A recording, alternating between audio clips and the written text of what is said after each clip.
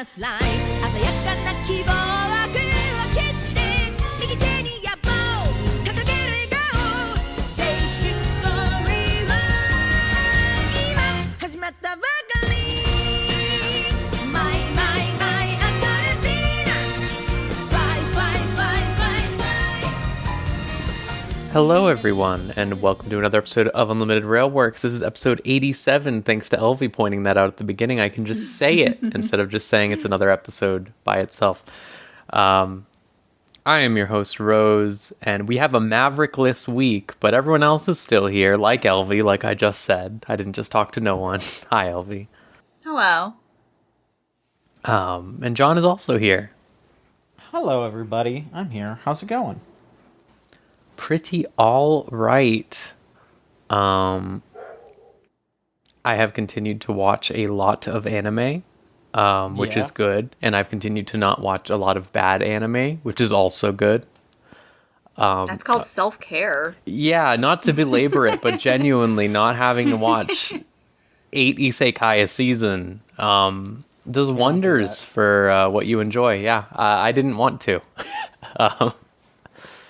But it's fine. It didn't stop me from watching isekai entirely, but we'll get to that later.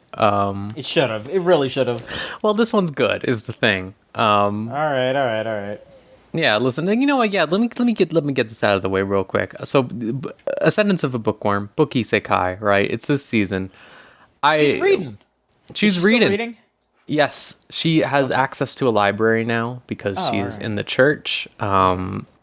She is casting magic now, which is kind of insane. It's all religious magic. So it's not book magic, it's religious magic. Yeah, she's like using gemstones like fate, kind of. Okay. And things of that nature. But the main thing that she has done with regards to books is she has invented the printing press. She has assembled all of the she basically had a really particular, that's the word, particular and precise metal craftsman make the little letterheads that they need to. Since they all have to be the same size, right? Right. And she has that, and so she's starting to make the printing press. However, she is getting warned by all of her various dads that, you know, making the printing press is an incredibly dangerous thing to do in, let's say, the 1500s in a noble caste society, because the nobles do not want poor people to be educated at all, because that marks the difference between them. So she's just started making it, so it's just like, it really is like everyone being like, oh my god, didn't you think about this? If we like mass produce knowledge, then what's the point of a noble? And I think that I'm interested to see where that goes, because I know that basically there are 3 arcs to this that I'm aware of. We're on arc 2 right now. Basically, she has the beginning arc where she's like figuring out how to do stuff. The second arc where she's in the church. And the third arc is noble society or whatever. So I'm curious to see what she does, because there definitely is like a lot of things that they have to examine. I'm kind of worried because I've heard from other people that the light novels had more details, I guess, and they're kind of like pushing things out of quicker pace to cut out like the, you know, not getting caught up in the minutia, kind of just going right for like, let's just hit the major plot beats, let's hit the major conversations so that we can get to the next arc for the next season, basically. Which honestly, like, I'm sure if I read the books I'd be like, oh my god, I can't believe they took out the conversation about ink or something. Like, I can't believe they took out the conversation about how like you need to sterilize water before you use it for childbirth or whatever.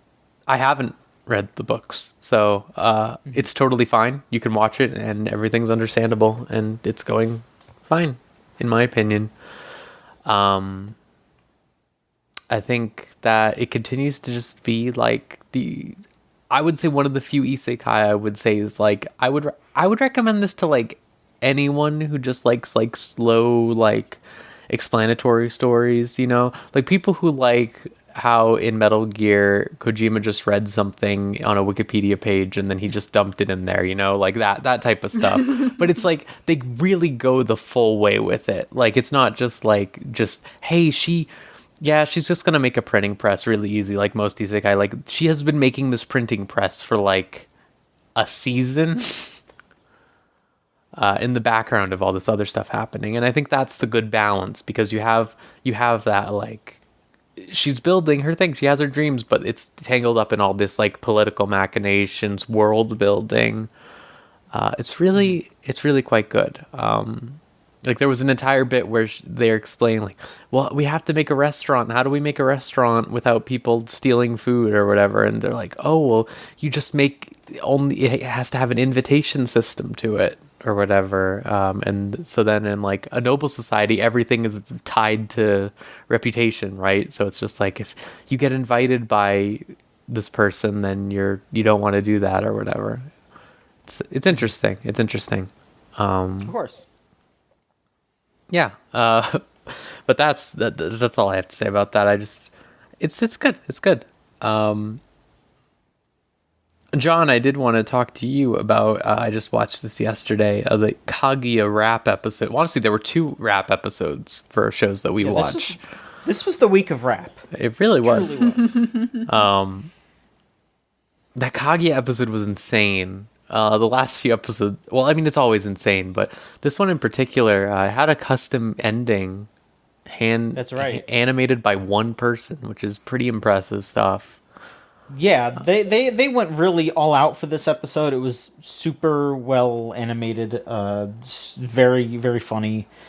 Kaguya's just been top notch lately. Highly just knocking it out of the park every time. Funny. The layers are just building and building, like how Kaguya's maid, I suppose, is just going like deeper and deeper into disguises while also coming out of disguise for some people. There's just so many layers to her shenanigans. I love her backstory for her butler self that she has to be because she's friends with Chika at school. So she's a gay war orphan who is a butler. And everyone just fucking... she's the best fucking character in that show. And Chika's just a complete Fujo over all of it because the president's like trying to like ask her out or in some way or another, and so because she's got to be in her butler male uniform, Chika's just like, oh boy, yeah, they are totally gay loving here, and she's like, oh, I know who's the top and who's the bottom here, basically. All right, rock on. It was such I think like the strength of Kaguya is consistently, and this is the strength of most gag manga in general, is when they have a consistency, when they have ongoing threads that actually feed into one another rather than like just, on to the next joke. Like Kaguya works so well because it's paying off a joke that they did like 10 episodes ago, like constantly, and it's great. Like and the structure, the consistent structure that they've found, I think in the last season, with like someone comes in for advice from both of the partner, whatever, from Ishigami and Miyuki and Kaguya and Chika or whatever, like having that, and then having like the Ishigami chapters, having the Kaguya and Ishigami interactions is really funny. I really liked when Shirogane was like, or Chika said something about like, could you imagine if they were dating or something? And then he just envisions like a Kaguya like holding his nipples, Ishigami's nipples for some reason, and I was just like, why is he? But it's such a good... what you do. Yeah, that's what you do. Yeah, it's just like it was. I think like the neuroticism of it all, I know I've said this a million times, but that really is just like they nail it. Like they managed to match the perfect like blend of neuroticism and relatability in a way where it's like, you're like, oh my god, I totally get this, or I totally get why this person's acting like this, but at the same time it's obviously amped up to like 5,000. Exactly. Yeah. It's Yeah. relatable. It's relatable problems with absolutely insane realities. Basically, Yeah. It's just nuts. It is absolutely nuts all the time. Very funny.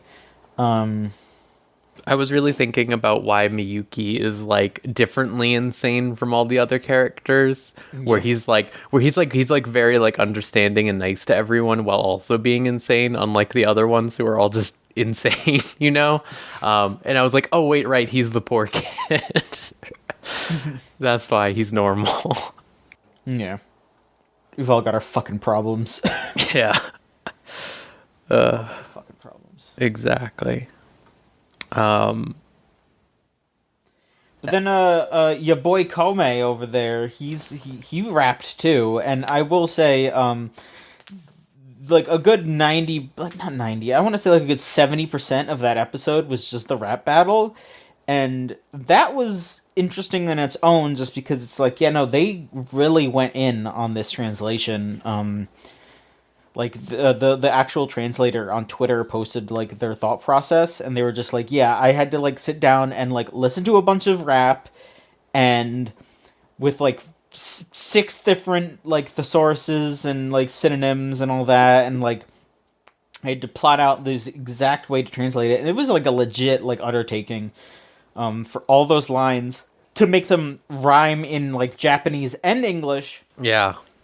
And for it to like make sense, it was a lot. It was a whole lot, but it was effective and it was fun, and you know, it was all in character and good, and like they even like weaved in some like Three Kingdoms stuff in there, like I think like a poem from Three Kingdoms. Just absolutely nuts how much they've done.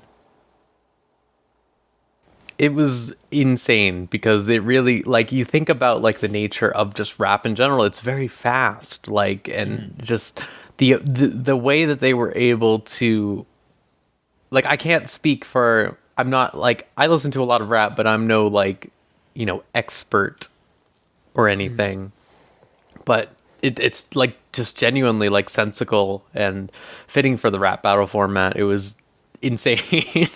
I do not envy having to translate that one bit, Totally but I am very impressed by their ability to do so. Is it Kabatachi? Is that his name? Kabatachi? I Daichi? think so. He's a good character, and I'm interested to see where the show goes now, because I think there's one more character who needs to be introduced based on the opening. But I think that he is a really good. They definitely needed another like relatable character in that cast, because like, don't get me wrong, I love seeing Kongming, and I love to see her boss from the bar interact with each other, but there needed to be one more, right? They needed to mix it up a little, and I think this will be really good going forward. I think if I were to draw a comparison here, what I've been thinking as I've been watching Kongming is, I think about how Shikamori's not a cutie is this season, and it is very much a one-joke show. And this is a one-joke show, but they go so far with the joke. They go so far with it consistently. Like, there's just so much effort being put into it that it really doesn't feel the same way as Shikamori. And I was thinking that because recently I've been rewatching Hattori Bochi as well, and that's another one-joke show to an extent. But again, like, they go all the way with it, and I really think that it's amazing to see what people can do with so little. Really, like just a core conceit, and then they just fucking go off. God, I gotta fucking read some Hattori Bochi and see what goes on past the anime. I was thinking about that as I was rewatching it, because that is a good show. It's so good. Even rewatching it is making me laugh like nonstop. We've just finished the episode where she's texting them from being home. It's like, this is Bochi, please don't forget me. It's just good. It's really good. LV, keep it musically on brand. What's going on with heroines? Heroines run the show. I was just gonna also throw in that Aharen-san also had a rap episode. Oh, that's true. Jesus Christ! What happened? I don't know. Is there like a rap song at the top of the So- charts right now or something? So right, so again, just to reiterate what the whole premise of this series is, which also has, it's like a one joke. It's one joke. She's quiet. she's super quiet, and then this guy's like, I don't know what's going on with her, but I feel the need to help her, and he ends up becoming friends with her as a result. And they do a similar thing where they just keep stretching it out in unexpected ways overall. And the rap, where rap comes in is that he notices she's like just listening to rap or something one day, or like she's like bopping to some song, and he like draws this conclusion. The main character, the main main character, Rido. He's just like, oh my god, she's into this. This is probably the best way to connect with her and to communicate with her. So then he just starts learning how to rap. Like, he makes himself start learning how to rap. And when he talks with her, he starts fucking rapping. And then she starts doing it back to him. And then his family gets in on it. Because, he has a little sister who's like, what the like, he has a little sister who's very much like, man, my older brother is a fucking nerd. He sucks. But she gets into it too. It's just insane. And they just go with it. And they just end it there. They don't really... They don't really explain it or like dwell on it. Or like have a resolution over like, oh, them stopping rapping. They just do it, and it's like it's an insane show. It seems like it. I've been thinking of picking it up, even though it definitely doesn't. It definitely seems like it is more one joke derogatory, but not in like an overly bad way. It does seem like it has some fun to it. It's very much, I think it very much captures, like, the essence of, like, weird high school, like, weird in-jokes you have with your friends. Not just high school, per se, but just weird in-jokes you do with your friends, and you just keep at it, and you keep at this bit. And you, the viewer watching the series, is someone who is watching that nonsense from the outside. It's like, why are these two people like this? And, and it just commits to that, which I think is, very funny. But nonetheless, it seems to be a week of music. There's also, again, the Healer Girl show going on, too. There's a lot of musicals going on. There's a lot of music happening. And there honestly is a lot of music in my watch list, too, in addition to, like, Healer Girl that I haven't caught up. But in terms of, like, another actual music-focused show, there hasn't been rap so far, though. I can't say that. But Heroines Run the Show is very good so far. At least to me. Like, I'm very enthralled by it. Again, to also reiterate what this is about. This is actually based on one of the music videos, or one of the little storylines created by Honeyworks, which is an indie music group that does stuff with Vocaloid and has created a lot of music around Vocaloid, and they have these rather intricate though they're not quite animated, they're really just motion graphics and basically like a slideshow, so to speak, with like really beautifully drawn illustrations, like, kind of like a comic in motion.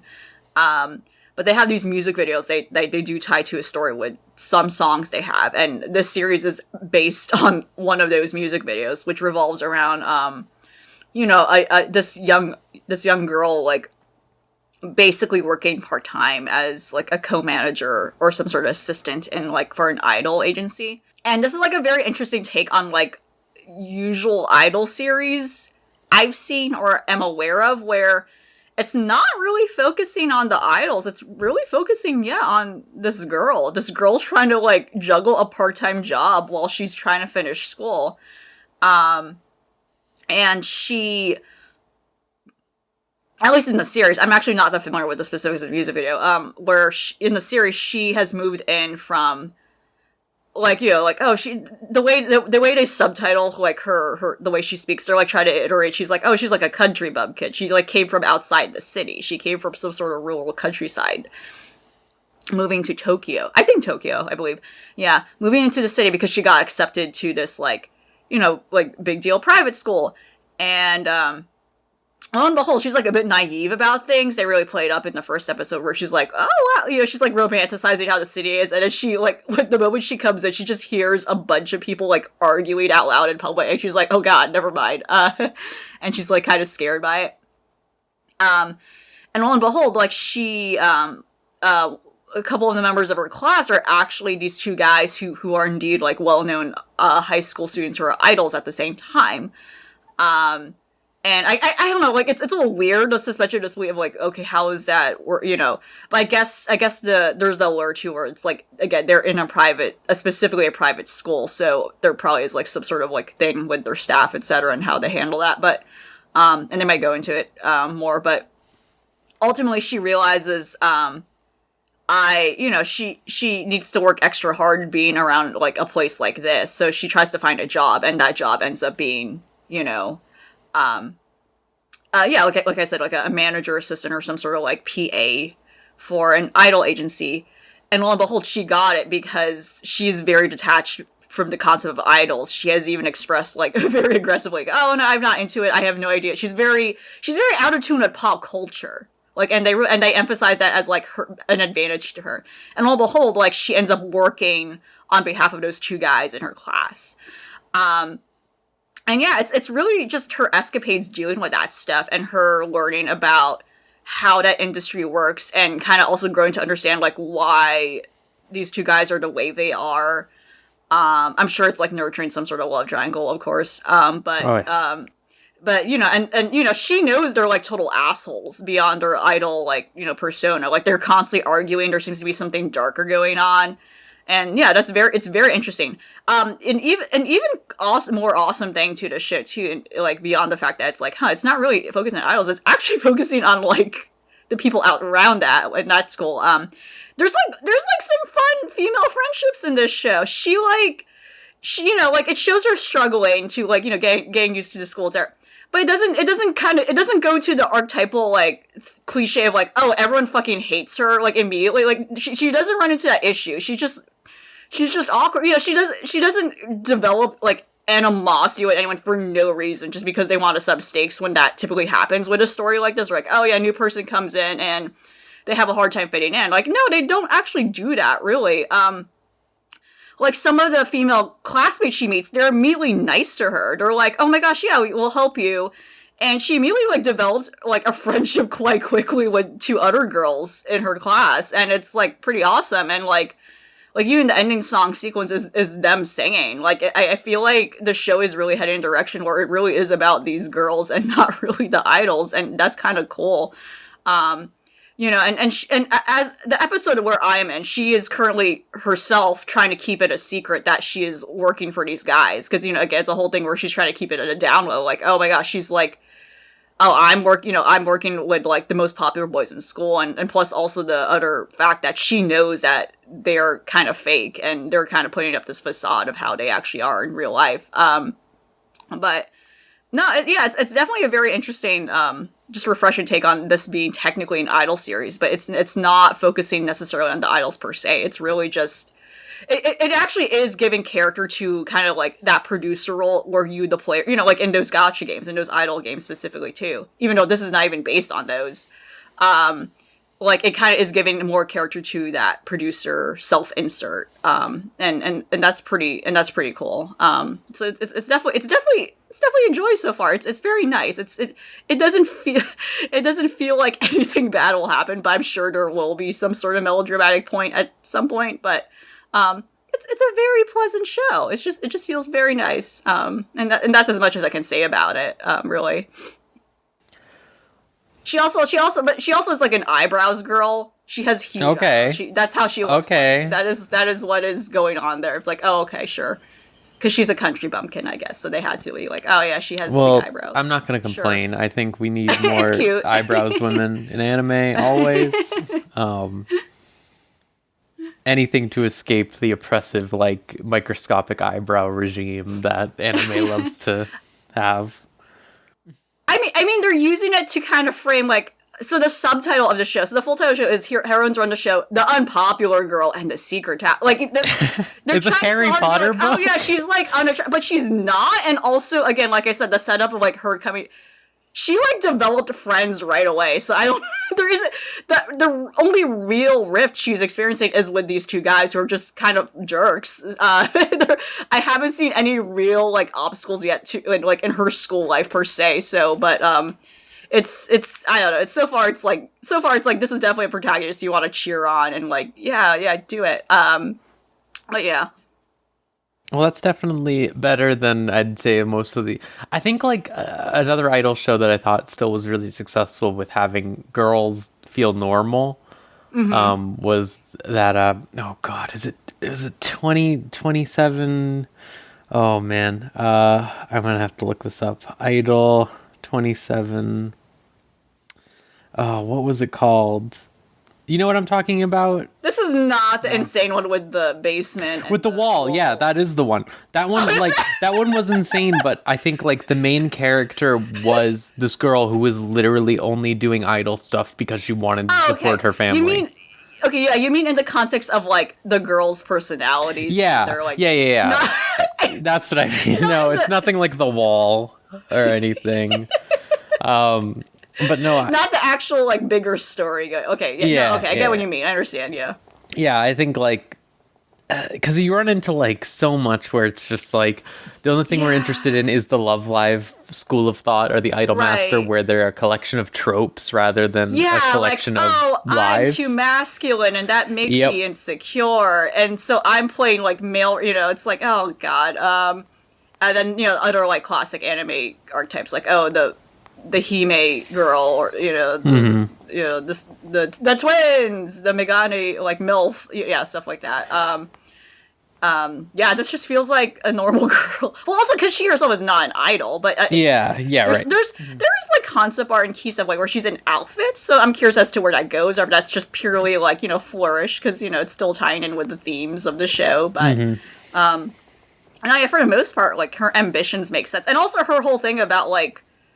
She's not with her family right now. Like, oh, okay, that I can believe that. She's not a fucking orphan, like, in fact, she has a jillion siblings, and that is why she felt the need to go to a city, to help support her family and go to like a prestige school somewhat to go back. It's a more grounded story that still kind of has cliches to it, but something. Finally, like I would say a different cliche, different than what has been done in anime. They don't need to save the school. No, not yet. Not yet. Yeah, let's not get ahead of ourselves, I guess. But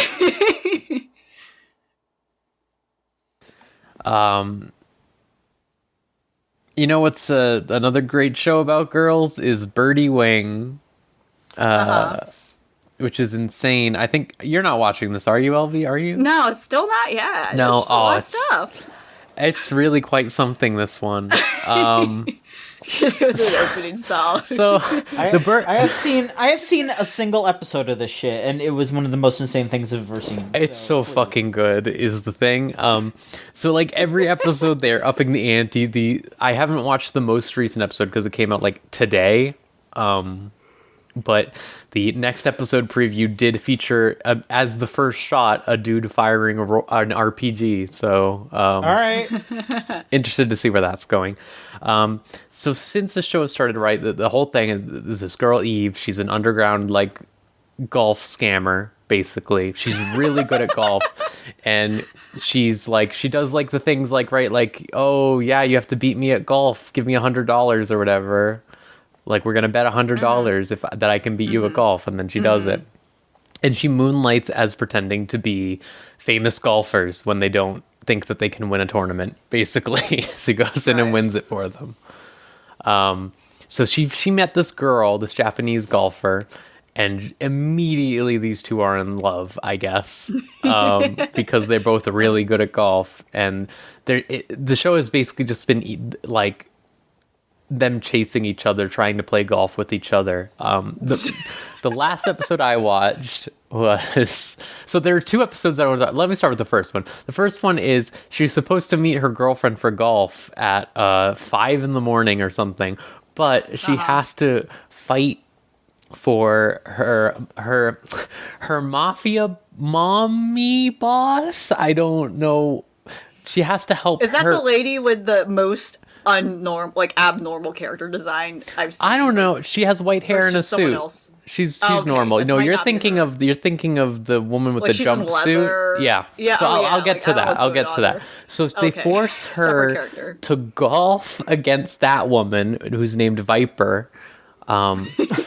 They force her to golf against them to earn the rights to a plot of land, basically. Like her boss wants that plot of land and another dude wants it, so they're settling it in golf. But they settle it inside an indoor underground golf course where they terraform everything to make a different stage every time.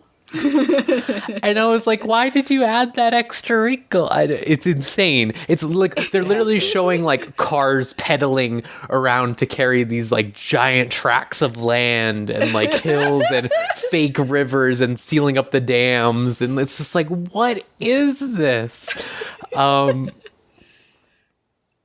But yeah, she has to fight this woman, and she's struggling so hard against this woman, and then she realizes, oh my god, the reason I'm doing so bad against this woman is because she has, pardon my language, a pussy tattoo. That is releasing some sort of like evil pheromone into the air that's like messing with her golf. So she just starts holding her breath. She beats her. But she misses her girlfriend because she took too long fighting in the golf. And her She almost girlfriend got ensnared by the pussy tattoo.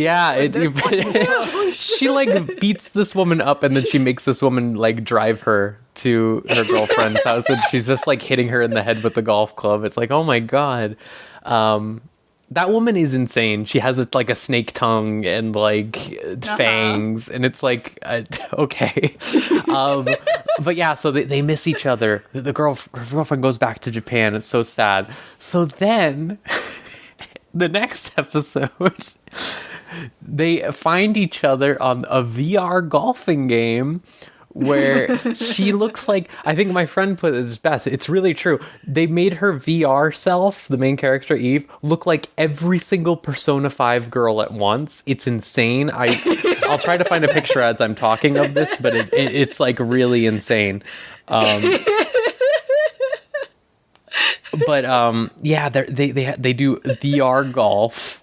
And of course, I love the thing about VR golf is it's really just her wearing a headset in a room, like a super sci-fi room for some reason. Yeah. Is she holding like a prop, like a controller, or no? No, she is not. She's just... She has like a glove on, like a power glove. Oh god, but not even like a Wii remote kind of esque situation. No. But so yeah, she's playing golf, and she keeps saying stuff like, "Wow, they got the weight right," and I'm like, "How would you know that? Like on the clubs, like literally, how would you know that?" Is there haptic feedback? Like, what is going on? I have no idea. That's awesome. But yeah, they fucking just play VR golf, and in the meantime, like her mafia boss is like buying out. So also, she's like in some sort of relationship. The main character Eve is in a relationship with this single mom who's running a bar. And she's like financing this woman and her 3 kids or something. My God. Yeah, as you see, the show just keeps going. There's just a million layers. She's like a sugar mom with the golf mafia. Yeah. Oh my god. Oh, wait, I found the character. I found her avatar. You're right. She looks like every... Yeah, she's every single Persona girl, because she has, like, the Futaba lines. I'll send it real quick. Oh, my God. But, yeah, it's just an insane show, and the pace does not let up, and I love it. I think it's great. I think it's so good. It's like it just has this insanity to it, but it's not going like... the other girl's avatar is like a phantom thief. They're just both Persona girls, okay. Yep. It's really insane. I don't know where it's going. The thing that there was like this line at the end of the VR episode where it's like she went to her mom, who's like the head of the CEO, the Japanese girlfriend, went to her mom, who's like the head of of some company. And she was like, oh, I had the most amazing game of golf against someone. And it was like, I actually felt like I had to try for once. And her mom was like, we need to find this girl and kill her. And then like at the end of the episode, the mom's assistant comes back and goes, I looked into it. You can't touch that woman. She's in pocket of the mafia. She's untouchable. It's like, what is this? And I assume that's where the RPG will come into play in the next episode, but we'll see. They're gonna end up playing a different. Yeah, they're gonna go full MMO then. Yeah. Different game. Well, I don't know what they'll do in the next episode. It looks like they're gonna do normal golf. I don't know. We said there was a guy with an RPG, like yeah, in the teaser. In the real world, Guns probably will there's the happen. mafia. I don't know. That's inevitable. Oh yeah, and she also has not to add layers in. The main character also has this girlfriend who's like her like caddy, basically. Okay. And this girl is building Gunpla in every single episode. Just like she built the Turn A Gundam like in the last one. And it's just like, fuck it, sure, why not? Whatever. Just This is a Bandai Namco joint. yeah. Okay, yeah. So that's fair. why. It's just like how that first episode of Nichijou Boys or whatever had fucking Gundam because they had the Sunrise collaboration or whatever. Yeah. It's like, I really recommend this show though. I think it's really funny. It's really good. It's not convoluted despite all that insane stuff I said. Like it's very like it moves at such a pace that it's just like you're like, yeah, fuck it, why not? Yeah. They own up to it. They're just playing it straight. And They're like, playing it. this They is- know. Yeah. Like every time she does her golf, like like Maverick said in the last episode, the other girl has like a Pac-Man ball, right? And so she fires it like Pac-Man, and she says like "Fly, Paku," and the main girl just has like energy trails, and she calls them like the red, blue, and green, and rainbow bullets. Like it's fucking, it's so good. It's such a good fucking show. I was really pleasantly surprised by it. Highly recommend it. John, Yes. how's it going in the world of Digimon? Because I'm quite behind. I'm also pretty behind, but I guess I'm probably less behind than you. I watched up through. Let me look here. Through episode 18, so I'm still Okay, yeah. You're way ahead of me. I'm only on like 7. But yeah, what the fuck is going on here? So yeah, we watched 2 episodes recently. The first one, the team almost died in a geothermal plant because Okay. because a snowplow Digimon is like, wow, there's a bunch of heat here. What the fuck? I'm gonna destroy it. So he goes over and Like snowplows do? yeah, he buries the entire facility under snow, and they all almost die. Why would a snowplow do that? Because it hates heat, and so like all the other snow Digimon show up like at the end of it, and they're like, "We're sorry." He wants to make sure that it doesn't get too hot, and I'm just sitting there like, "Dog, like the geothermal plant is helping make it not as hot. Like, go." That's the whole point. Yeah.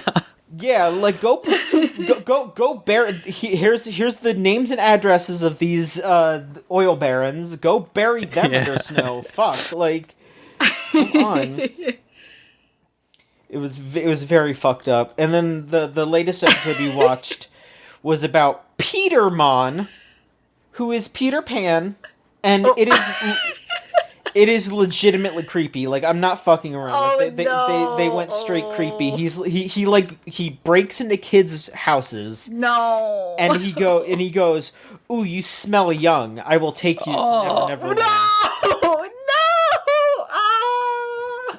So he takes them to Never Neverland, and then he wipes the memories of everyone there, so they don't remember they had kids. But like he leaves everything else the way it is. So like the parents are like, why do we have a room with like a bunch of kids stuff in it? That reminds me of the funniest shit from, I think me and Elvie talked about this when it was airing, but from Magia Records Season 1. In the game too, the funniest shit is that this girl has, so her sister gets erased from history, right? Or whatever. Yeah. But, so like, she's just in a room that has like, everything in half of the room, and there's nothing on the other and then side. the photos too. Yeah, all the photos are just like her on the left and stuff. It's so fucking funny. She's like hover hands like to nothing. Oh, it It's owns like, so hard. I love that. There's like, you don't have a sister. Shut up. Sorry. It's, Yeah. it's basically that. It's basically that. Oh yeah, And then- that's like an insane and bad concept for a Digimon.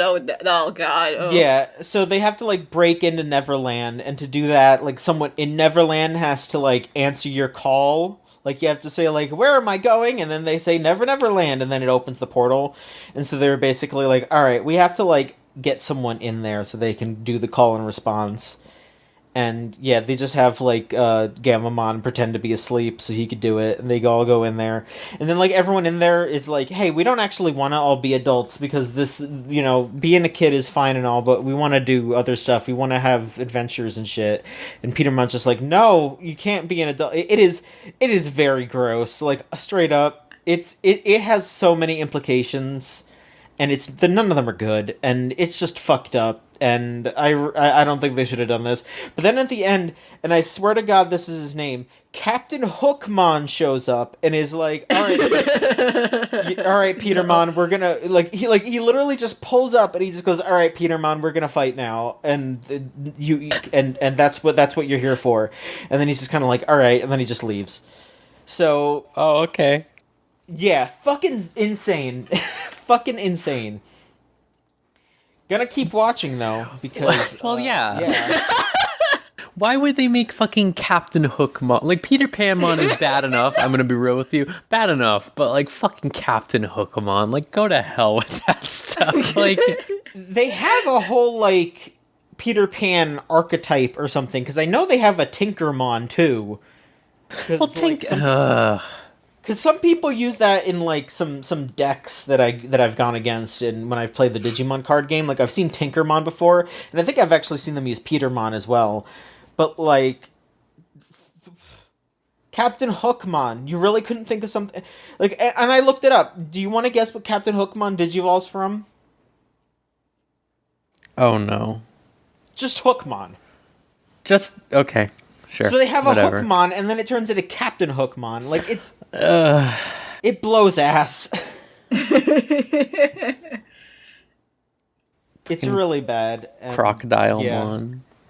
Pull out.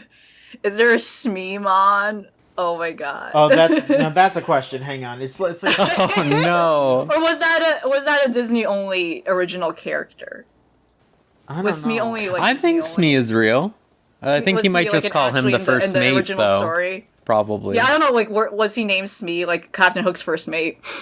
I'm trying to see if there's like there's a Never Everland button here. All right, so yeah, so it goes to Petermon and Tinkermon. I'm trying to see if there's like anything else here. So Tinkermon digivolves into Kazemon, which is the fairy, the fairy from the fourth season where they turn into the Digimon. So Oh. that's the girl. That's the fairy girl. Oh, God! Like one of Tinkermon's attacks, Petermon syndrome, makes the infantilized opponents give in to Petermon's temptations and leads them to never. What? Like, come on! The infantile? What the? What's going on? What's going on over there? No, there were no second thought was put to any of this. No.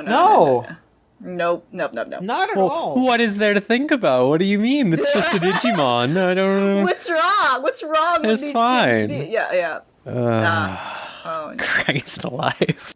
no. No, it's So no not good. Smeemon, but it's to be discovered. I suppose so. I'm trying to see if there's like. I would never. I agree with you. I don't think they should revisit this idea ever again. It's there, but they do not need to like call upon attention to it. Yeah, I'm on the Captain Hookmon page. Yeah, I don't see anything else here. But Captain Hookman is a Sea Man Digimon. If you needed to know that. Oh, a fucking what the fuck, man? Like, what is a Seaman Digimon? Like, why would there be? Him, Are there multiple? Is it just him? I guess. Is there fucking Blackbeardmon? It says that Hookmon is just a mutant, so there's no reason for this. Fuck Pokemon. I would love to just be like, it's just like, oh, this one's part of the freak archetype. It's just a freak. I don't know. Like, it's a real sicko. I also really love that like the Digimon wiki just links to regular ass Wikipedia for just like Captain Hook and Peter Pan. Like, yeah, if you want to read about The Captain Hook, citations here. yeah, go to Wikipedia, dude. You're not gonna find anything else Sources here. of inspiration. Fuck me. Ugh. I really need to get caught up on this fucking show. I guess so. I've seen so much stuff of the recent stuff the more recent episodes that has really made me be like, God damn, I really need to get it together. Mm-hmm. This is a fucking television show for insane perverts. Like That's most children's show, it must be said. Yeah. Yeah, I will continue to watch because, I mean, Gamamon's still adorable and he's always hooting and hollering about bad vibes, which is funny. That's right, that is what he does. I forgot entirely. He really does say, I hate these bad vibes. Mm-hmm. I don't know what the fuck is going on with these people. Well, speaking of infantilized, Elvie, what the hell is Baby Ghost? Oh, Baby Ghost? Yeah. Miss Shachiku and the little baby ghost. This is a weird series. I don't know if I want to keep that one because it's not really but like, it's there's nothing to it, really. It's this office lady. She calls herself a corporate slave. She outright just says that. She calls herself, like, disparagingly, like, I'm a corporate, like, all the time. She's fucking overworked. And then one day she's, like, left alone at the office, like, she's overtiming. And she just hears this creepy voice coming from the closet, and she finds this baby ghost. She just finds this little baby ghost. It's a baby, but a ghost. That's fucked up. And, she's just hanging out with this baby ghost who's like, take care of me, or the baby ghost yelling at her to stop overworking. And it's weird. So far, like, I am not at any point as to explain why there is a baby ghost and why did this baby become a ghost, but that's really just the premise of the show. It's this little ghost telling this woman to stop overworking and you should take care of yourself, aka take care of me. Like, there's parts where she's like, the baby ghost is sad, and she puts the baby ghost on her lap, and she's doing the thing where she's working on her laptop while the baby ghost is on her lap. It's like, oh, okay, that's cute. Like, a lot of cute, like, just interactions where she's trying to learn how to take care of this child, but who's also a ghost, so I don't, and there's, like, so far there seems to be illusions that the office lady might be a reincarnation of this baby ghost's mom. I don't know, like, what's going on there. Like, it seems to be leading up to that or something like that as to why the baby ghost likes this woman. It didn't really explain yet, like, why she manifested in this office yet. At some point, they find a stray cat. They decide to take it home. Surprise, the cat's a yokai, and now the cat is also a baby ghost. Oh, no. There's a lot of baby ghosts out. It's like, okay, sure. Just collecting the baby. It's like a little baby yokai girl thing. And it's like, oh, okay, all right. There's not a lot going on to it. That's just it. It's like, okay, sure.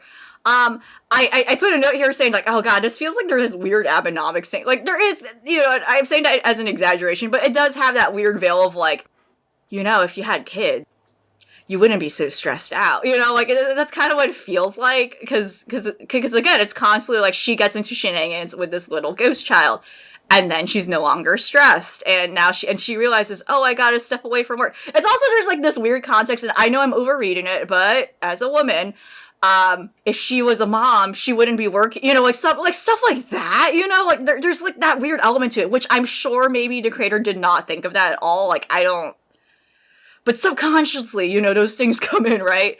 Yeah, that's just Adventures with a Baby Ghost. Like, the baby ghost is telling you to take care of yourself and fix your posture, right? That's literally what it is. It's very strange. It's very strange. There really isn't a lot to it, I think, and there really won't be, I think, here on out. But it is one of those shows that just kind of goes. I wanted to ask: is the cat become like a Bakaneko, like with the two tails, or is it just a ghost? No, it's just a normal ass ghost. I think it's. I don't know yet. I don't know if the cat itself is also like. I think the cat is actually just a yokai, to be fair, okay. I think.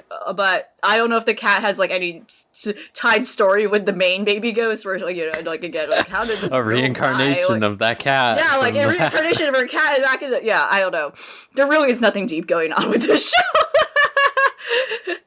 Beyond them trying to, like, tease this mystery of, like, why is this child dead? Like, why, you know? But there is nothing dark going on here, I think. Well, not to keep you going, but I was curious about your red flags for RPG real estate, which I believe you discussed. If we're gonna go the creepy route, yeah. In terms of, like, Baby Ghost is not creepy. Baby Ghost is not creepy. It's actually quite cute, but it has, like, weird implications, messages about motherhood. Yeah. I don't know. RPG real estate, though. Oh no, bad. No, go to jail, please. So this is an adaptation, a Doga Kobo adaptation. So, and you know, I'm aware the studio has a history. I'm aware the studio has a history of doing things with, like, cute girls doing cute things, and unfortunately, a lot of those series does pander to, like, lolicon stuff. Alas, I cannot, like, relish and self-insert myself as a cute girl just doing cute things and vibing without it being pedophile, right? Yeah. And RPG Real Estate, unfortunately, is one of those series. This is based on a manga. Okay, yeah, manga. I was about to say light novel, which is like, oh no, don't box in like all fantasy series as light novels now because of isekai.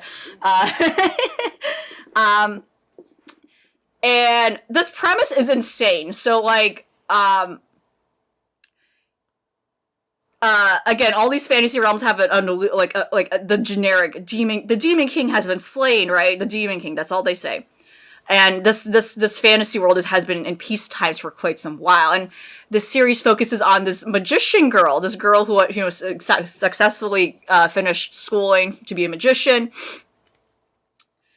and she, for some reason, despite the fact that she could do anything else, she's like, I'm going to work in real estate. I'm going to work in real estate. The housing economy is great because we're in peace times. That's like, okay, sure, insane. She's also like 16 or 17 years old. I'm going to work in real estate. Awesome, cool. She finds employment at some agency, some office. There's a deranged, unhinged dragon girl. I thought she was a fish at first. No, she's an unhinged dragon girl. Already immediate red flag. Her whole gag is she's naked all the time. She looks like a fucking child. That's her bit. She's naked all the time. She has no like etiquette over like regular, you know, again, like human etiquette. Like, please put your clothes on. I swear to God. And then these other like girls, women. Again, they do not look like women. Girls. Who work at this real estate agency, which is, again, weird. And yeah, their whole thing is they're just going around finding homes for people, selling homes to people. Deranged stuff because, you know, they're doing they're doing the whole, like, whatever, paperwork, legally stuff, like, on the surface as an office. But on the other side, they are, like, pretty much active, like, you know, again, they all have abilities. They're, you know, the main girl's a magician, there's the dragon girl, there's another girl who's, like, you know, kind of like a rogue-ish soldier archetype of, like, a class. I'm not, you know, like, some sort of DPS person. And on the side, they clear places of monsters to make new homes, and I'm like, holy shit, wait, if I think about that a little more, they are... Mm-hmm. Wait a minute. They're, like, how like they are pricing out. I don't think I need to explain it, but you know what I mean. It's like, what the fuck? Okay, Yeah. that's a little deranged. But yeah, again, so weird premise, just a little, okay, not, I don't know if they're realizing the weird implications that can be, you know, and yeah, on the other side, like, again, if you focus only on, like, oh, they're finding homes for people, and they're, you know, like, you know, there was, like, one client where they're, like, I think it was, like, a rodent family of some sort, and yeah, they figured out a situation where, like, oh, they don't really have a sustainable place to live, so they found, like, a cave where they can live and be free from, like, you know, predators and stuff, you know. But yeah, like, if you think about it harder, like, and some of the stuff they do, it's like, oh, this is kind of bad. And, like, a bizarre, dark reflection of, like, the problem of, like, the housing crisis in this country, the United States. It's like, oh, dear, okay. And I don't know what it's like in Japan, but dear God. Yeah, I've really been thinking about that with all of the recent shows. Like, it really is like there's so much, like the Dragon one a couple seasons ago. And yeah, and I would at least say with the Dragon Goes house hunting show, I did not feel like there was a weird layer. Like, yeah, that felt very much like compared to this. You know, and again, because the dragon is not like the broker or whatever. You know, like the dragon is very much like trying to find a place where they belong. And I feel like I didn't quite have the same weird implications, or at least indirect implications, with this RPG real estate show. But nonetheless, like, you know, that is one problem. But again, the real glaring problem is this show is very much like lolicon bait, right? Again, the way these characters dress, they look like children. Emphasis, right? As I said. Again, one character's just naked all the time for no reason. It's, like, very sexualized. Like, and, like, as far as from my understanding, the manga's even worse with that. And the anime actually even had to do the whole 4Kids shit where they, like, covered up cleavage and stuff and, like, gave a character, like, a proper top as opposed to some insane brassiere thing she's wearing, even though she's, like, a teen. It's like, okay, dear God. There's, like, a lot of baiting scenes. I'm like, there's a lot of weird, there are adult women characters in the show, by the way. If I am, again, for like insane, like, for like insane, like bad faith opinions over like, well, it's just the art style of the show. Like, no, first of all, they established these characters are teens, and there are adult ass women character designs that do pop in on the show. Like, one of their clients is a big titty MILF woman at some point, and I'm like, oh, okay. There are adults in this series. I am not losing my mind. This creator is capable of, like, conveying their adult characters, yet they chose to focus on these characters that look like children and they're sexualized, right? And yeah, I was just like, okay, and I kept going. I'm like, okay, whatever. But like I said, there's like weird gags where, like, again, Dragon Girl, like, is nude a lot. There's baiting scenes. They're like very quote unquote sisterly together, etc. Like, they all live under the same roof and stuff like that. Like, weird stuff like that. And then, like, again, it hit me, too, when finally they introduced an adult woman character. It's like, wow, okay, sure. And I finally cracked, and I'm like, I can't watch the show in good faith. Someone's gonna knock on my door any minute now. I'm gonna get in trouble. And where they're having a formal dinner together, and the main character... and again, their outfits, again, insane. Just, they're all like, why are they sexualized? The main character, she's struggling to put on a dress because she has apparently secretly huge knockers that we don't see in her regular outfit. And it's like a whole thing where it focuses on, I'm like, no, stop. Stop me right here. I'm gonna go. Stop. Goodbye. So anyway, my experience is a warning tale, if anything, so no one else has to endure this. But yeah, awful. Like, wow, okay. Yeah, and that's RPG real estate. Very scary stuff like this exists. Yeah, it has a pretense of being like, here's a comfy show. Like, sure. And I would have been okay with that, with the weird, like, unintentional or kind of weird, like, commentary on real estate. Like, if it were not for the fact that these girls are sexualized for no reason. It's like, this is insane. This is not comfy. This is fucked up. This is like pandering to a twisted group of individuals. But yeah, it's scary. Very scary.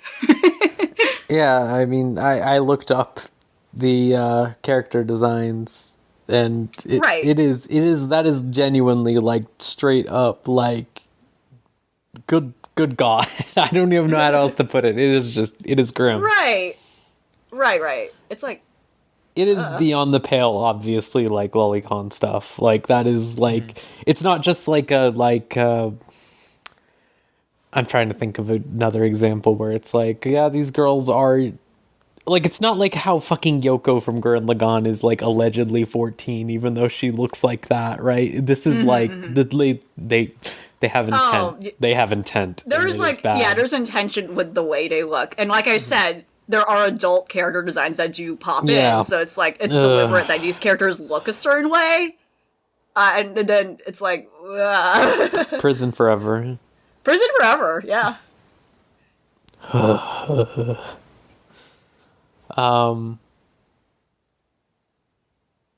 Well, on a nicer side of tiny girls, I watched The Girl from the Other Side OVA. Did you ever end up watching this, John?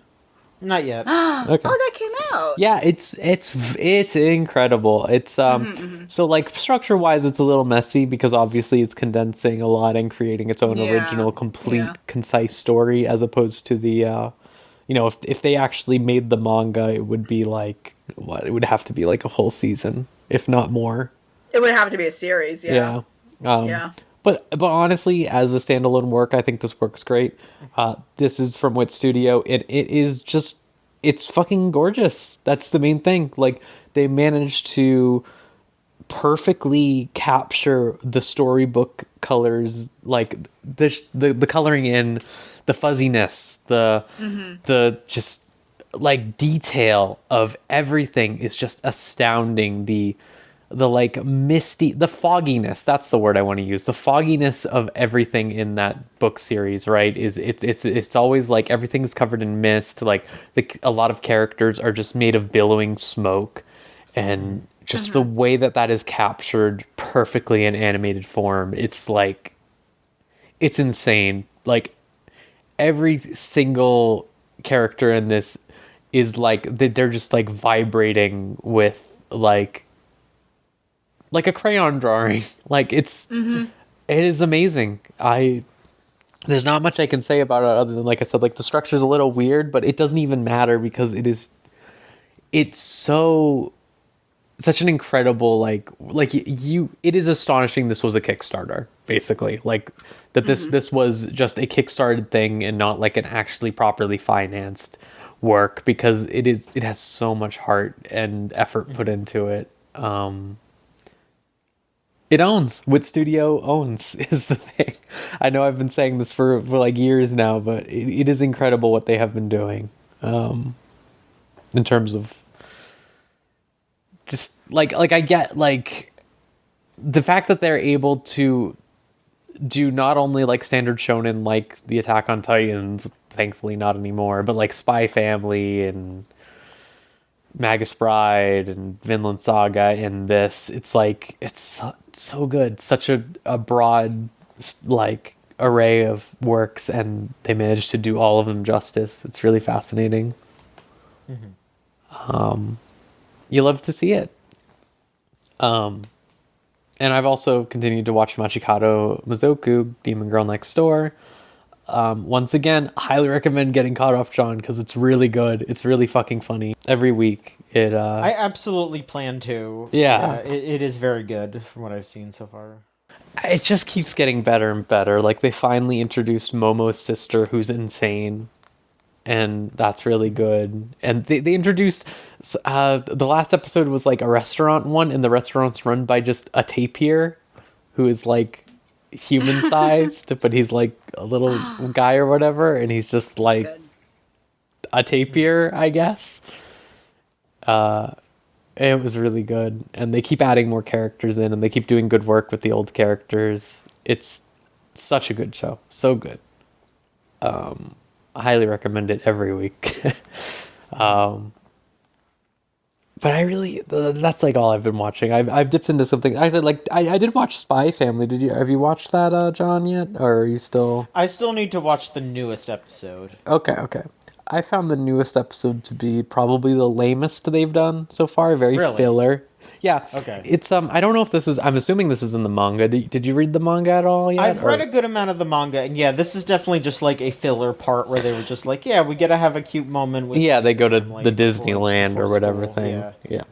Yeah. Yeah, and I get the purpose of it, but it is very silly, I think. And I think, like, yeah, I don't know. There was something about it that felt very kid show in a way that, like, I think the rest of the show doesn't. Like, the rest of the show feels very, like, it could be a kid show, but it's still, like, has a depth to it that is engaging. But this felt just full on kid show. I'm curious to see how I feel going forward about the other episode. But I mean, unimpeachable cast, and I love to see Wine Mom fucking Yor just drunk off her ass for an entire episode. That was pretty good. It is very funny, yeah.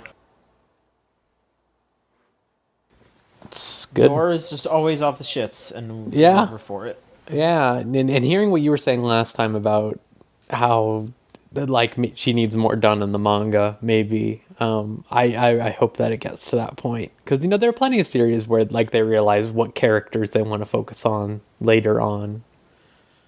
Yeah, I think the thing with this show is that I think the manga, I guess I should say, the manga, they pretty quickly realize like, oh yeah, no, like Anya is definitely the highlight character, so we want to focus around her, and then her whole thing blends into what's up with Lloyd really easily. So Lloyd is like the easy second, and then Yor just kind of falls behind. I don't think it's like malicious or anything. No, yeah, it's just how it goes.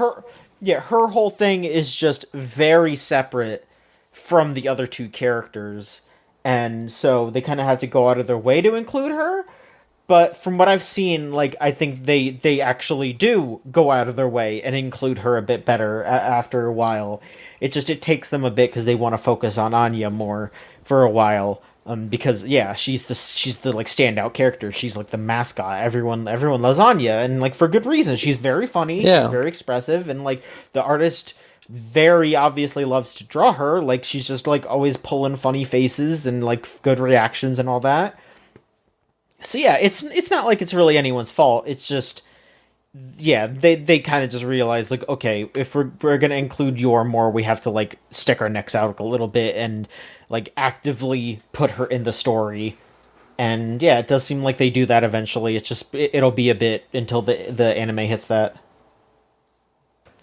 I will say though, I have to agree with the post I saw on Twitter earlier that you know, Anya's a little manipulative, and Oh yeah, she's just always gaslighting everyone. It's really she's fucked canceled. up. She pretended that she was 6 years old. It's not right. But no, I'm. It's nice to have. I think in general, like with how much anime revolves around the absence of a family to tell a story, it is nice to have one that is just a normal family. Honestly, like, yes, there's a ton of bits related to it, but it really, and I know it's the conceit of the entire thing, but it's just nice to see. You know, it's nice. It's nice to see normal people or like insane people just hanging out. You know, whatever. Like just easy. Yeah. All right, LV, I have been dying to know this. I'm sorry for asking it so late into the game, but I genuinely do want to know about Bubble, which I'm going to watch at some point. I can. Yeah, that could be a big thing I can talk about. Wow, Bubble. I guess to like kind of connect to with how you were talking about how the Girl from the Other Side film adaptation, succeeds very much in nailing down the visual department, even though like the story itself kind of faltered because they couldn't quite adapt the manga accurately. I'm looking forward to eventually watching it when I can. And I can kind of say the same for Bubble, where it's not adapting from anything. So that's one. It's an original story. I don't know if I would say original story, as I will get into, but it is very stunning in every production and technical wise. Visually, it's great. There's excellent music.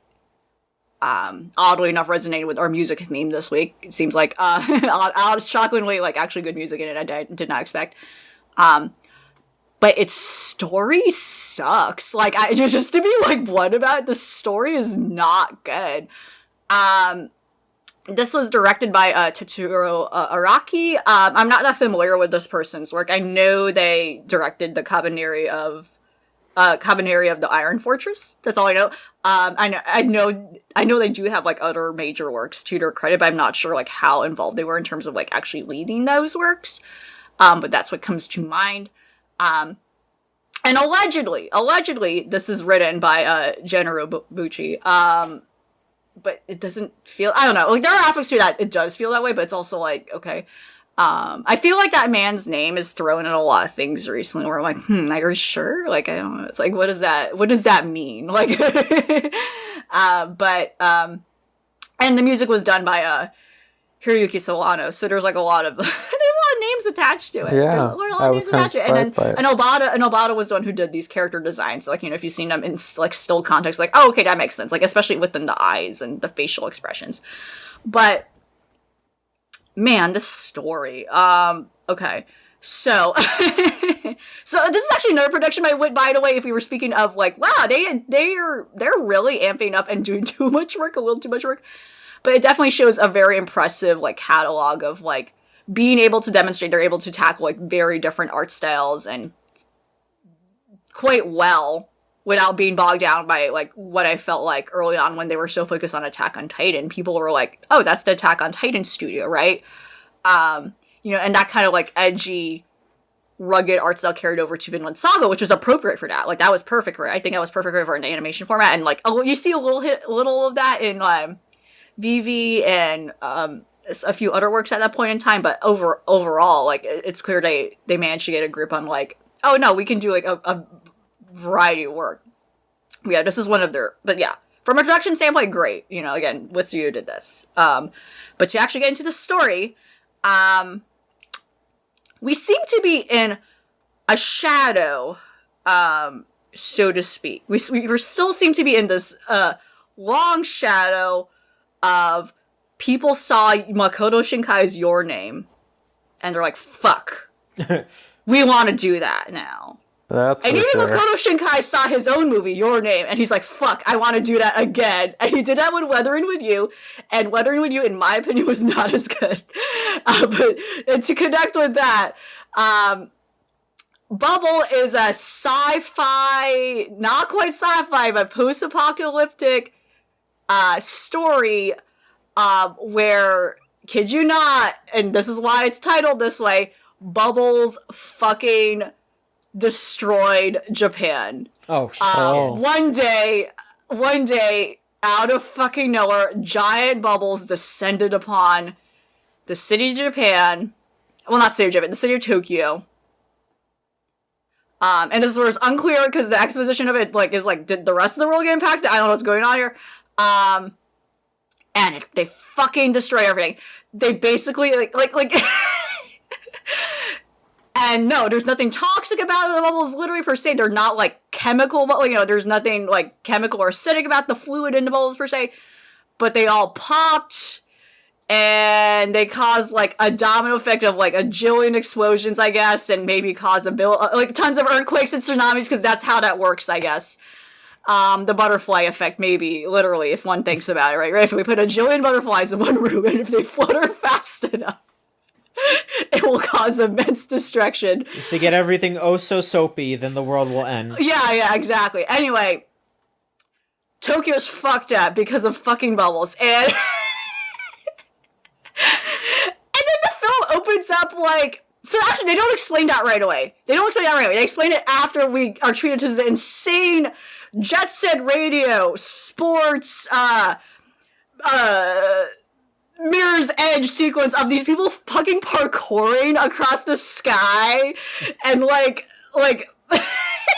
pop music and dancing is playing. It's like, what is going on? What is this movie's premise? And as a result of the city's destruction, it actually nurtured this one community of folks to kind of claim territory for them to just fucking parkour and have parkour competitions. And there's like parkour gangs, I guess. And it's a whole thing where they're like, they challenge and compete with each other because it's a whole, I don't know, it's a whole territorial thing. And they don't really explain like why, like, are people gonna die? Like, is there money? Like, what are the stakes here beyond like, the city's fucked up. There's no anyway, there's this whole, like, web of people who are just fucking parkouring. Yeah, they're hanging out, and they're just doing that. They're doing 360 kickflips in the air. It's Gravity Rush, guys. It's, like, fucking Gravity Rush the movie. It's Gravity Rush. It's so many, like, we're 30 minutes into the movie, and there's, like, so many movies that are this movie that it's just kind of coincidentally or probably intentionally emulating, right? And one day,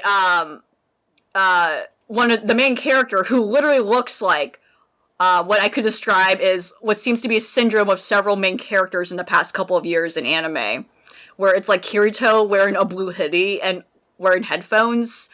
And now that I mentioned it, I hope you see it everywhere because it is for some reason everywhere now. Hibiki is his name, I believe.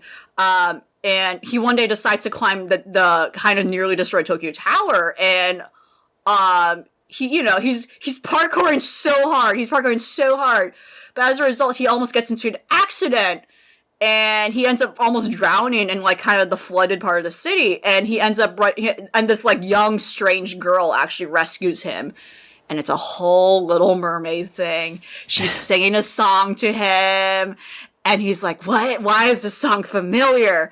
And, we find out, like, it's a song he knew in his childhood. There's this other insane layer where he reveals he has a hearing disability, which I don't know why does this tie into the rest of the movie. He reveals he has a hearing disability where he actually has, like, a hypersensitivity, so that's why he actually always has to wear headphones, because he's not cold or brooding. He actually has to wear headphones to, like, protect his ears and stuff like that. And to, like, because, like, but then it's not consistent at all with that, because there's a lot of scenes where people are screaming and he's not wearing headphones and it doesn't make sense. But anyway, this girl rescues him. She's kind of very animalistic. She's not very in tune with, like, again, like I said, human etiquette. Again, like Little Mermaid, if you think of Ariel, she does not know how to talk properly. She's a little awkward in her posture. There's my favorite sequence is where, like, she introduces her to the rest of their community, and she just fucking goes Gollum mode as a word, which is a word we've decided to claim on the site for some reason. Mm-hmm. She goes Gollum mode, where she's, like, crouching feral, and she's just, like, crawling around and everything. It's awesome. But yeah, over time, she learns to become a little more humanistic, and it just kind of is weird, and the pacing of it is strange, because, like, okay, she now knows how to speak the same language as everyone all of a sudden, even though she could, and again, like, the passage of time is not clear throughout this movie, but over time, she learns how to become more accommodating, and then people realize, like, oh shit, she can parkour with us, awesome! And so she gets more involved with that community. And they really hammered a nail on with the Little Mermaid thing. She learns how to speak because of, like, I think the Little Mermaid story being read to her by one of the scientist woman, who's also working, studying, like, what's the deal with these bubbles and why did this cause this, who, like, lives with the parkour folks, right? One day, for some reason to stir conflict, the scientist woman gets pranked. She gets kidnapped and like, by one of the parkour groups who are, like, just no reason. Like again, like, kind of like Pokemon, like, villain team energy. Like, there's no real danger to them. They're just, like, weirdos who are causing pranks, or, they decide to just put her on top of, like, this high tower for some reason without her realizing. I don't know how they did it. Like, was she unconscious? Like, what's the deal? And they did nothing to her. And that calls the main characters to action over, like, oh shit, we have to help her, and it causes a whole kerfuffle. And there was no reason they had to do that. There's, like, no real antagonist in this movie. They just did it because why not? There was like, no reason to do it. And in doing so, throughout that whole, like, ordeal, again, the color Uta, again, on the nose, which means song, I believe, right? The bubble girl. I kind of spoiled it, right? The girl that rescued the main character from almost drowning, she helps in, but at some point they realize she starts disintegrating to bubbles. And lo and behold, she was made from the bubbles somehow. Like, she is of a bubble. Yeah, she is a bubble. She is a bubble girl. So, you know, and it's a whole thing. It's all, and then, like, the rest of the movie is a whole stretched out thing where the main character is trying to, like, stop that. You know, and he's just like, no, I can't do that, you know. Like, I can't let her go. Even though they, like, fell in love within 2 days, you know, again, like, the sense of time in this movie makes no sense. The girl, like, learned how to interact with everyone like a normal human being within, like, she learned fluent, you know, like, they're speaking Japanese. She learned fluent Japanese within a few seconds, and, like, it just makes no sense. This guy fell in love with her within, like, a few hours. And yeah, it's a whole thing where they have a flashback. I'm just gonna spoil the movie. They have a flashback where, it reveals before this whole bubble... They call it the bubble fell, by the way. I think it was called the bubble fall. The apocalypse name! Before the bubble fall happened, that's when the main character... I think that's where he actually developed his hypersensitivity, if I recall. Or, like, he always had it. But he heard a beautiful song, and it was coming from one of the bubbles that suddenly descended upon Earth. And it's that girl. And then that's when the whole thing happened. And yeah, the rest of the movie at that point, like, you know, once he realizes it connects those memories, like, oh my gosh, that girl was the bubble I fell in love with as a child. What? That's like, yeah, the whole rest of the movie becomes a weird, like again, a Little Mermaid plot where, like, the bubbles return. Like, the bubble fall is happening and they become sentient. It's like, no, we cannot let this forbidden love happen. What? And they start causing this. Again, the bubbles are not talking, but the bubbles have returned when the bubble girl starts disintegrating. Because it's a whole thing where it's like, oh no, you know, it's again like in common like other alien stories where like they sense like one of their own kind is in danger. So I think that's what's going on here. And that's like the rest of the movie. It's like a whole thing where over like he's trying to rescue her and stuff, and it's like very dramatic, and you know, it's a whole thing. And it's insane. It's insane. They don't quite explain what's the deal with the bubbles. Like, they actually hand wave at some point. The scientist woman has a weird monologue over like talking about, you know, like evolutionary theory and like, we came from water, right? So like there's this weird implication that the bubbles are a weird evolutionary variant of humans that never evolved into like humans. Like they're just water people or something that come from, you know, it's like what? Okay, sure. And they never really allude to that at any other point.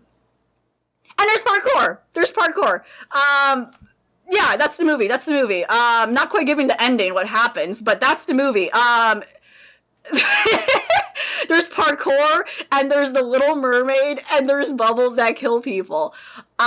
This is not a well-written movie. I feel like there were like a lot of things going on that could have worked together. I think if well developed, you know, like probably better developed maybe across like a serial format, like maybe if there was more time dedicated to like, okay, establishing these points, like, okay, there's parkour, okay, we're in Tokyo, like, oh, okay, there's like insane bubble alien people, sure, okay, you know, and going beat by beat, but like in a movie format, it just like I said, the collapse of time made things make less sense. Like, why did she learn like how to communicate like with people properly quickly, and then like why did he develop an attachment to her so quickly only because of like a memory, how, you know, and the parkour sequence, the fucking gravity rush ass sequences have nothing to do with the plot. Yeah, it's just for the sake of it. Yeah, it's just for the sake of looking cool. And that's like the movie I would have preferred. Like, oh cool, I would have loved like a weird, insane parkour community thing developed because of like, oh yeah, the apocalypse, but then they had to tack on this strange Little Mermaid story that also is not a good Little Mermaid story. They felt like two separate ideas, and I think they could have succeeded much better if they were isolated within, so to speak, in their own bubble, right? Especially the parkour aspect, which again, like, was certainly like the best parts of like the visuals in this whole movie. It's like, wow, they were animated really well, and they were going fast enough and moving fast enough where like if there was any like weirdness to it, I didn't see it. Like, and that's the point of animation. Like in movement, it's convincing and it's cool, and that's what they succeeded with all the acrobatic work they did with the characters and a lot of the And a lot of the camera work too, like, you know, in animation, you have to like you have to do artificial camera work, which is difficult, especially with like a lot of scenes where they did literally like 360s turning, like, and that's like very dynamic stuff, and it was very impressive. And yet it's just like boggled down to being like, what does that have to do with the bubble apocalypse? What does that have to do with the weird love story, right? That doesn't, you know, they don't, there was never really any purpose for us to why they mesh with each other beyond the fact that maybe they needed a lot of aerial scenes to convey what, you know, but then, you know, similar to what, like I alluded to Wuthering With You, the plot, this is kind of very similar to Wuthering You, and like, again, like a lot of other things, where it didn't really need parkour. Wuthering You did not need parkour to do what it needed to do. Yeah, like, it's insane. Insane movie.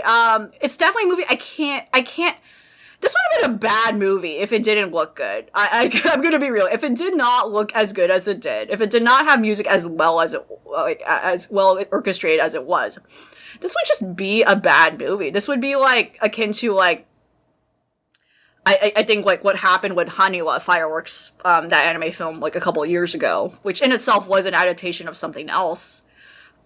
Where, you know, kind of nothing, the problem with that film where it was like nothing really happened. There was really no stakes, or like, why is this a movie? Why is this an animated movie? And the problem with this one is that there's a reason for this to be an anime movie. There's like a lot of interesting, fantastical stuff going on here, but none of those elements work together. They kind of have no purpose to, they have no real reason to be combined in this single story. It doesn't make quite a lot of sense. Like, I just kind of left feeling like, okay, sure. And like, again, like, another issue where like, there's a jillion character designs in this film, and none of those characters are developed besides them focusing on Hibiki, Uta, Bubble Girl, and the scientist lady. Everyone else is just like, oh, that looks interesting. And, like, even worse, like, they focus on those characters in the beginning, and after that, movie does not give a shit about them. The story's not about them. I'm like, oh, okay, sure.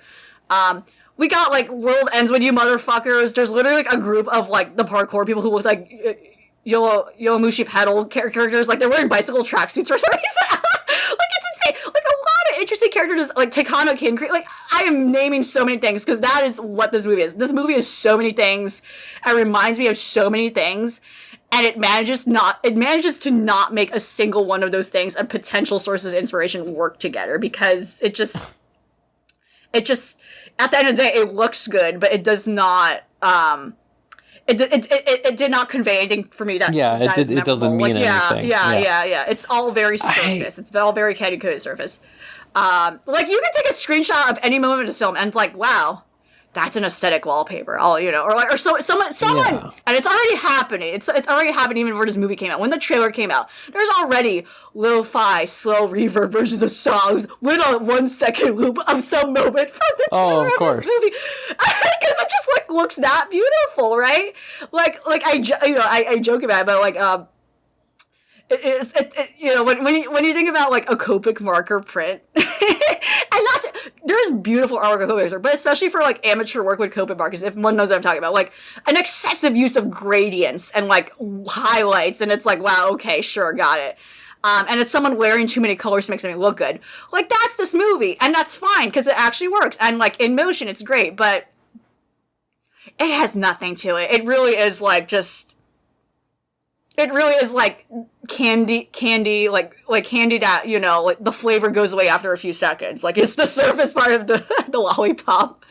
And it's like, okay, I'm not having fun anymore after chewing on this for so long. The gum, like, I'm not having fun chewing after so long. It's just now flavorless and all the flavors gone, right?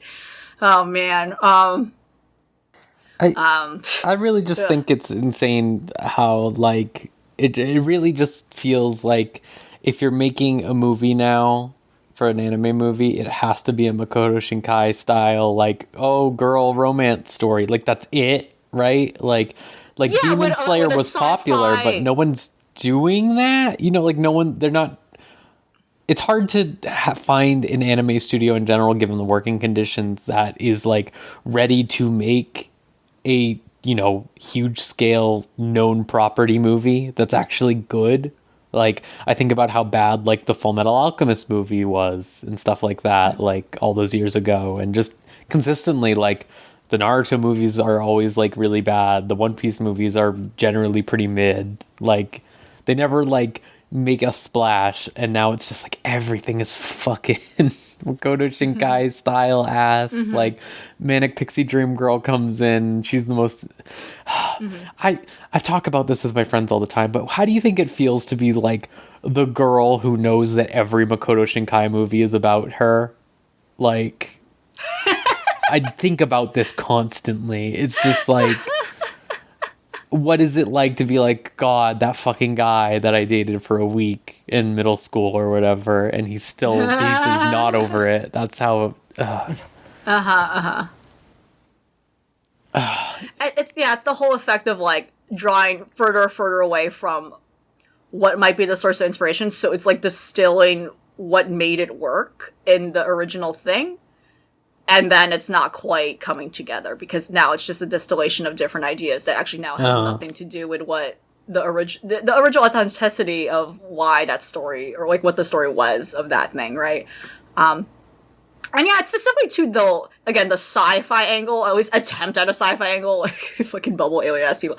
And the look too. I'm realizing a lot, and like again, features or anime in general that have, and again, especially in features because there's more work, more computer and more digital methods put to it.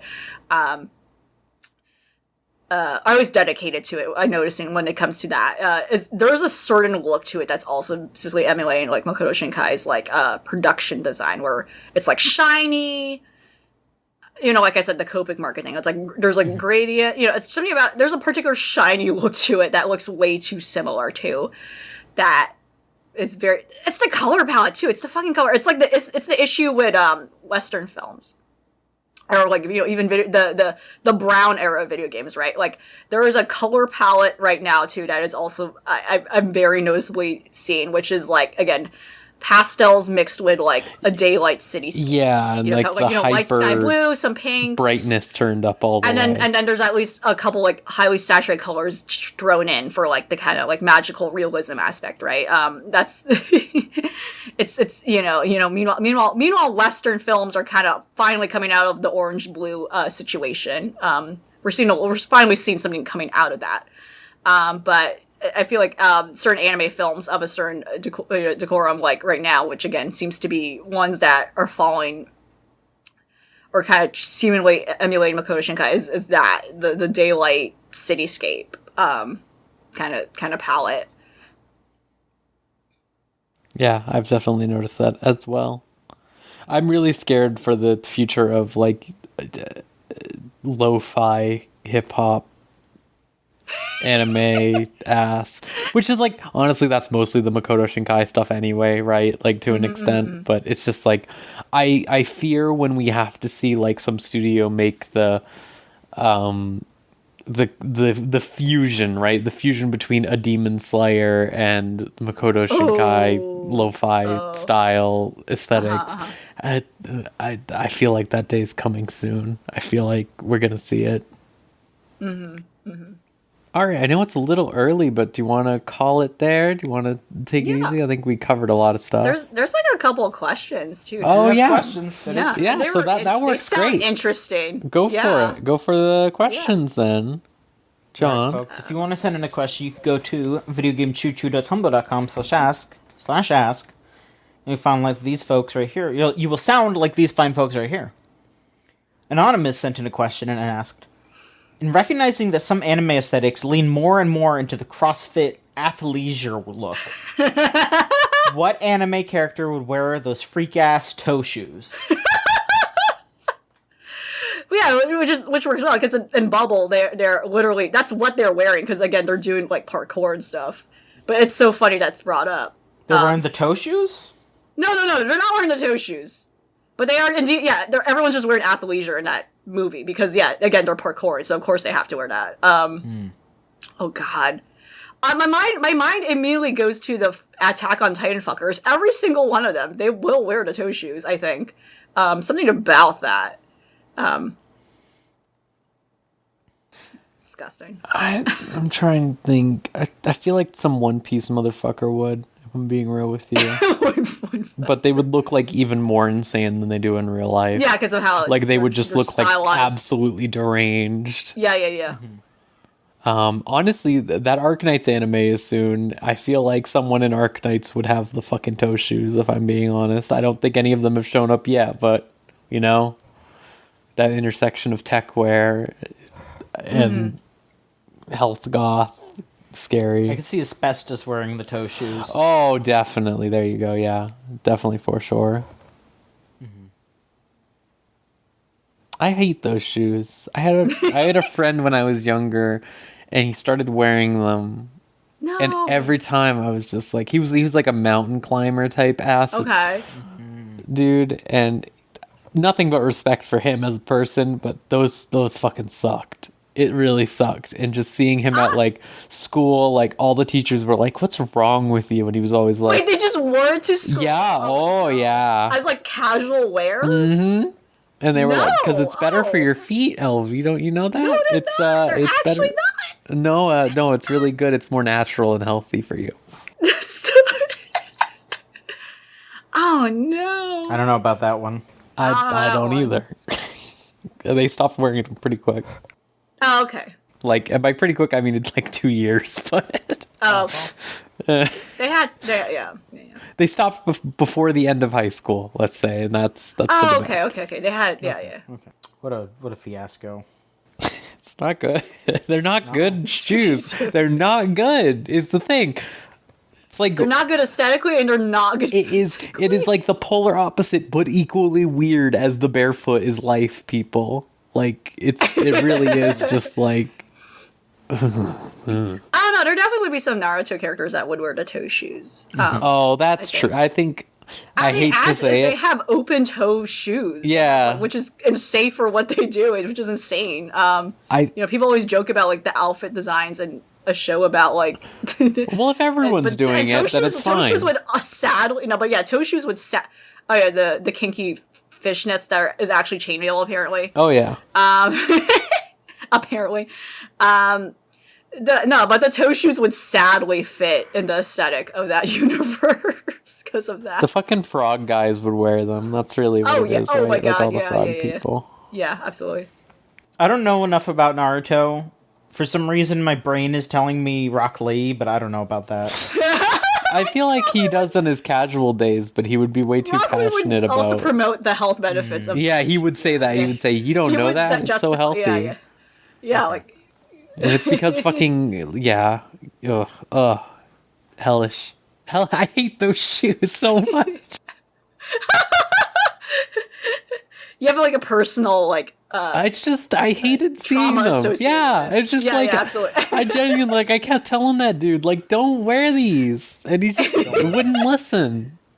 Everyone told him not to. Shouldn't have wore him. His parents shouldn't have let him. That's what it comes down to. All right, what else do we got We here? have another question here, and this one's from Maverick because he was not here with us. He sent in a question. How nice of him. His Tumblr avatar is a picture of him with Frasier, which is Oh, that's really cool. yeah. Thank you, Maverick. Karaoke night with the spring anime season. The room book's up to 10 people. Who are you bringing? What are you singing? What are you praying doesn't show up on the list? Oh, What are you that's bringing? tough. I mean, I think it's a pretty quick, easy one. Chica's got to come. She's yeah. gonna just be Oh, yeah. and hollering. She's gonna be singing those tunes. Chica We need Kongming also. I want to make that clear. That man is coming no Yes. matter what. Yes. If they're going to ask, like, if you're ever going to posit a theoretical situation for me with anime characters now, that motherfucker's coming. He's got it. Absolutely. Now that I know, at least I and Maverick know that Aharon can rap. She can. Oh, yeah. She You will think belt she'll out bring the every genre, thunder? I think that's what's Yeah. going to happen in the rest of the series. We will see other genres represented, hopefully. But she's gonna be one of the surprise, like, oh wow, okay, actually musically in tune and can sing every song well. My mind immediately went to because that is her whole shtick, Agretsuko. But I'm worried that she might just like take it up the whole over thing, and then yeah. cause everyone to get Yeah. exhausted. Like, yeah, she might she might just draw the energy from everyone, and it might cause everyone to just kind of like knock out or tire everyone out. It might be a little too much. She probably has to be like a last song person. It's like, okay, we have we have a few minutes left. This is for you. Wrapping and this that will up be the with way to you, end yeah. it. Yeah. She can't start off the karaoke night. It will be too dangerous. I want fucking Shamiko from Mashikado Mizoku. Like, I think she would just find a way to make it insane because she would just be anxious and it would be good.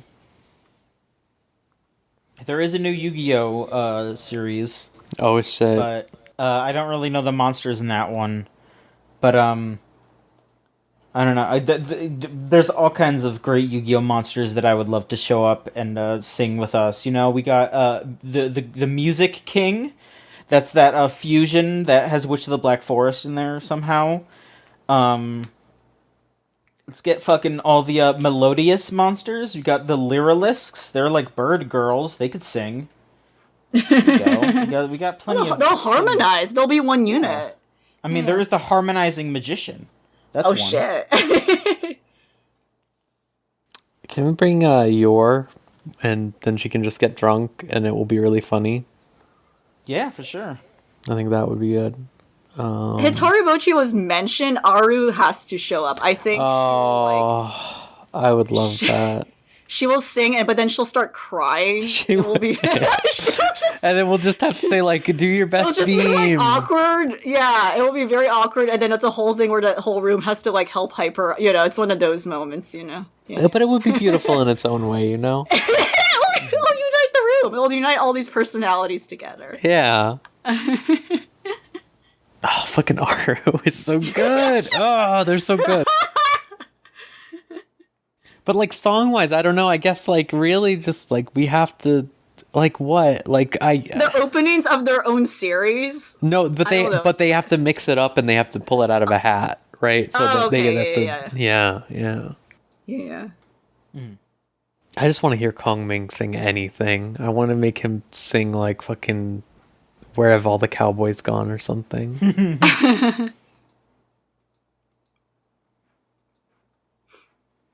Honestly, the Dragon Ball's original theme is the way to go. Oh, I want to hear Kongming sing Smile Bomb from fucking Yu Yu Hakusho. That's what I want. I think that'd be good as hell. I think, Could you imagine? classics, like old classics, I think is the way to go because everyone knows them, or at least has some sort of. Even if you're not familiar with it, you know, it's one of those things where it's like, oh, it's ingrained in the pop culture enough where it's like, oh, okay, you know the beat to it, and you'll start following along. Yeah. Rose, Especially if one person starts it. Yeah. when I come over for AX, we got to do karaoke. I think that's. Oh no, I'll die. Oh man. If you're up for it, We'll see. I'm We'll not gonna see. force ya, but we'll see. We'll see. We'll see. As long as it's not it one of has to those be- scary back of the anime store ass. No, we're not gonna go Karaoke, to like Anime you said. Paradise or whatever. Yeah, I don't think we're gonna. That was. It's sis. I mean, that's in Yeah, you Texas, don't. Yeah, so you're yeah, you safe. definitely have to go to a place that actually has a good catalog because like there's some places where they don't even have any like Asian music whatsoever. It's like what? That's like a thing now. And much of these songs are bootlegged anyway through your system. So why is this missing? But there's like good. There's like yeah, you can usually look up the catalog of a place before you go. There's a Japan town that's like a stone. Oh no, yeah, they throw definitely are away. like complete. Yeah, they should be complete. Then. There's got to be something. Yeah, I have a friend who lives in LA that does a lot of weeb shit, and I could probably ask them what's up. Who's not? What's the go-to? What's the place who's with the not goods? you or Yeah. Robin? You know, maybe Robin Yeah. there too. I don't fucking Like know, also a but- place with a good rate that isn't insane. Yeah, per hour. Absolutely. Got to get some singing footy. Honestly, I think it's quite cowardice that the One Piece rap has never been quite registered on like anything as like a song or a single, so you can't really find it in terms of like, oh, you can find it at a karaoke booth. I think it would be incredible and funny if it was at a karaoke booth, but it's not. They need to canonize it. Like all the insane 4Kids like English interpretations of, not even interpretations, they made their own fucking songs. That's extremely funny to me. But no, like, just I mean, anime if someone character, has like actual anime characters singing the One Piece rap. That is a fantasy in my head. someone's got to have the complete Real Big Fish archive somewhere, because then that'll have the what was it, fucking Soul something. I don't know what the fuck was that. No, I know what you're talking about. Yeah. I'm just looking up Real Big Fish anime song. Rave Master. I forgot that shit completely. Oh yeah. Yeah. Oh boy. Yeah. They have the full opening on YouTube. Raveolution.4share.com. That's where you can download. Oh man. That's when you know it's legit. Yeah. I bet that doesn't work anymore.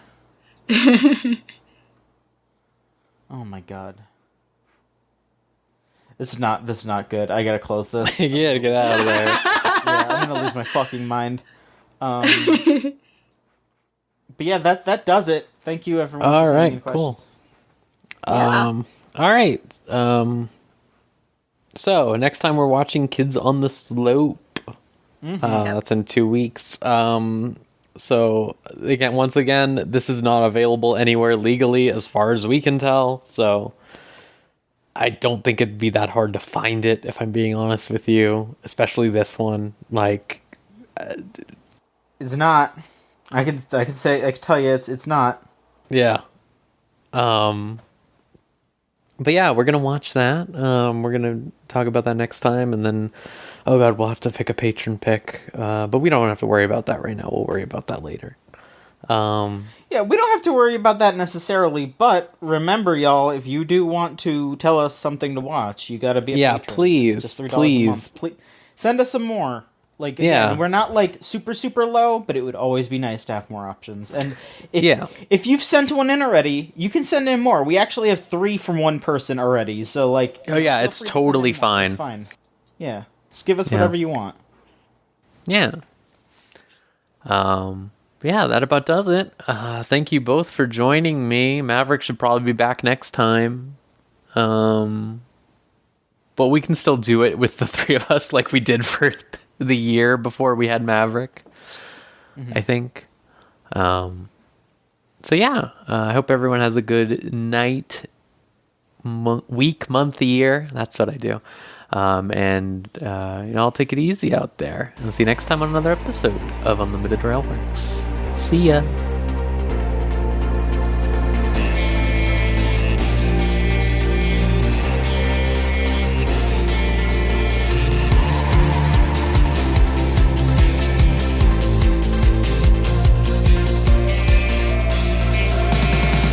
ハリボーテの飛行船の正体を心の中に描き写した抗うように思い出のアイロニー明日を正しく迎えるため立ち止まることも知らないこの軌道上になくとも道しるべになるようなこの旗は折れることはない遠い過去の情景を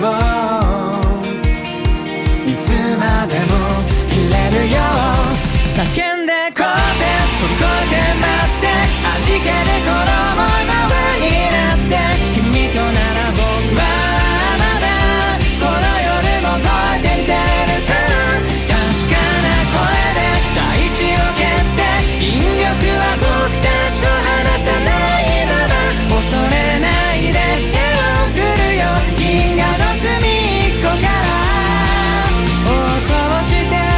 探してゆけるから